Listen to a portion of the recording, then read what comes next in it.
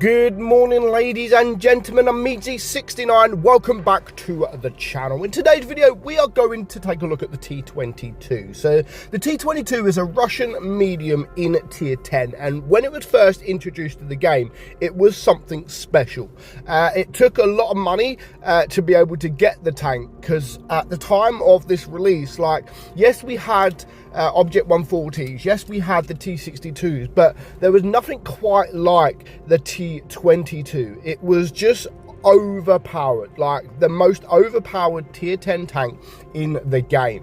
Now, obviously, time has changed, and I don't think it's as strong as it used to be. However, I still think it is the best Russian medium in the game, and we're going to have a battle to sort of back that up, because what you're about to see, honestly, is one of a kind. Yes, you can have good battles. Yes, you can have amazing battles, but this battle in particular is probably one of the best battles in this tank I have ever seen. So we're going to look at the stats, and then we will get into game. So your turret is 227 millimeters. Now, of course, it doesn't sound strong on armor, but it is very strong. And your hull is 118. Again, doesn't sound strong on paper, but it is very troll. Now, of course, you do have that pike nose, just like the IS-7, where if you start angling, it becomes weaker.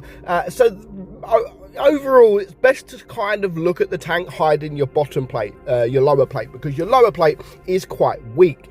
So your DPM with calibrated shells is 3,433, so very good DPM, and that is with calibrated shells, so you could up that if you wanted to run it with the rammer. However, I wouldn't suggest running it with the rammer. Your reload is 5.42.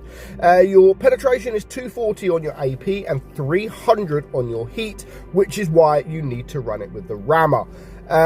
50 HE as well. Your damage is 310, 260 on your heats, 420 on your HE. So 260, you don't really want to be shooting too much heat, because that is quite low. Your aim time is 3.4, and your gun dispersion is actually very good at 0.285. You do only have 6 degrees of gun depression though, so do be careful of that. And a top speed of 56 kilometers per hour. Now, one thing I do like about the tank as well, which I really didn't think it needed, was tungsten shells. So of course you could do even more alpha and up that DPM even more than it says on paper. So let's get straight to it, because honestly, this replay from L4C from the NX Gen clan, take a bow, absolutely take a bow, because it's the impossible. He does the impossible, and it's not even just about the damage. Now, the damage is crazy, currently #1 in the Hall of Fame, but it isn't just about the damage caused. It's also about the damage that he blocks as well, positionings, etc. Like, the whole replay is just overpowered. Literally, hold his beer, because this is a good one. So of course, he has gone on top of the bridge here, which a lot of medium tanks do, and as you can see, the whole enemy, pretty much the whole enemy, has been spotted, and currently there is only 3 green team members around here. The rest have all gone sort of that side, which is okay, because at least they're going to potentially come behind and take the attention of the tank, so they may turn around, which then will be perfect for our guy here. Now, unfortunately for his platoon mate, he wasn't in a good position. He was literally at the start of the bridge, and he just got wrecked by everybody, so not great from his platoon mate there. And also, weak points that this guy's shooting at. Now, the Super Conqueror on a ridge is very strong, as you can see. Now, there are some weak points, and he's hitting them weak points very good. Of course, he's not going to hit every weak point. He is going to bounce some, but the fact that he's actually giving it a go, aiming, and he's actually doing damage, that speaks volumes of just how good this player actually is. And if he can, he's going to ignore that guy and shoot the easier targets behind. So perfect play, like very good play. Now, the best thing, the good thing about this replay, not this replay, but for him, is he's got company now when it comes to the Death Star. So the Death Star is, well, the Death Star was up here with him, which would have been a good thing. I think no, he's still there, he's still around, because that actually taken the attention of someone else. So you've got the Death Star there. I don't know what he's now doing, the Death Star, but at least everybody now is going to focus the Death Star and not actually focus the T-22.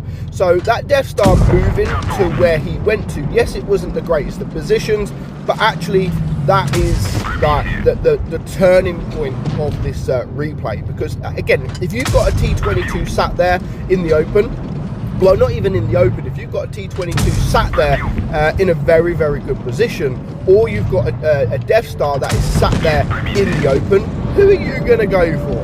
You're going to go for a Death Star. So of course it took the attention of everybody. Now, of course, there is this AFK. No, he's not AFK. I thought he was AFK, but he's not, but he is still alive, and it is now a 3 versus 4. Of course, he is going to want to take care of this Death Star. He's the most dangerous target. He's the one with the big alpha, but also he has to deal with the Leopard as well, because he's the one with the DPM.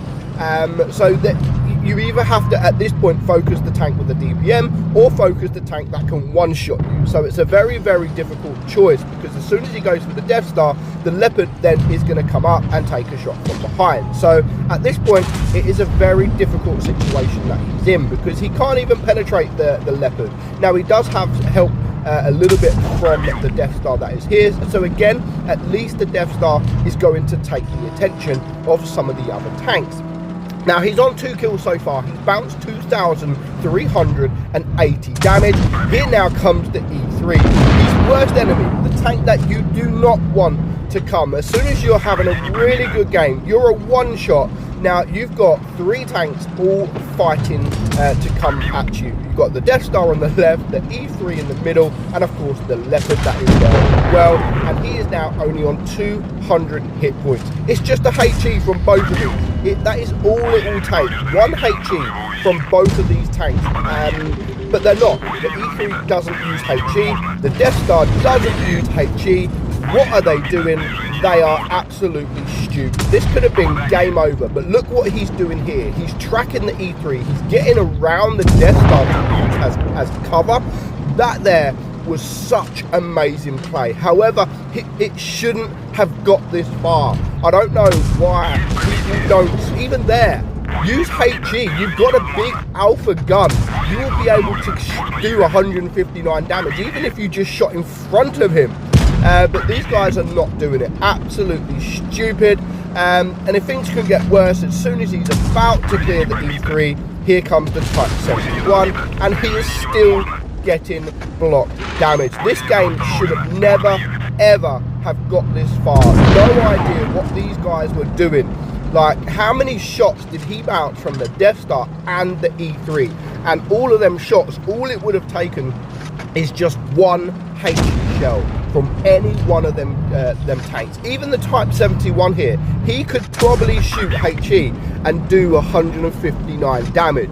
I don't know why they're not doing it. I don't know why people don't do it more often, but you know, it is what it is. So far, 5,730 block damage, and this is where this tank really does shine. When you're sort of in a side scraping position, it's actually better to reverse side scrape, but it's still paying off, it's still working, and now he has managed to get the Type 71 down to a 1-shot. And is he going to get a weak point? This is where you start thinking he ain't going to do it. He's gonna cave in. He's not going to do it. He's trying to aim, and it's just not working for him. Is he going to be able to pull this off? Like, he needs 1 more bounce probably, now the position he's in. But again, look, goes into the side scraping position, manages to get a bounce. He knows he's got a little bit of time now, and he does get that victory. 6,570 block damage, 6 kills, and 9,100 damage done. Absolutely brilliant replay, like absolutely. And that just showcases what this tank is capable of doing in the right hands. Now, of course, he did get lucky because of the enemy team. No one decided to shoot HE, which is very, very stupid. But 2,138 base XP, what a replay that was. So hold my beer, hold your beer, take about L4C, and that is what the T22 is capable of doing. Hope you enjoyed today's replay, guys. Well, today's video. I'm meadsy69, and I will catch you all soon. Bye bye.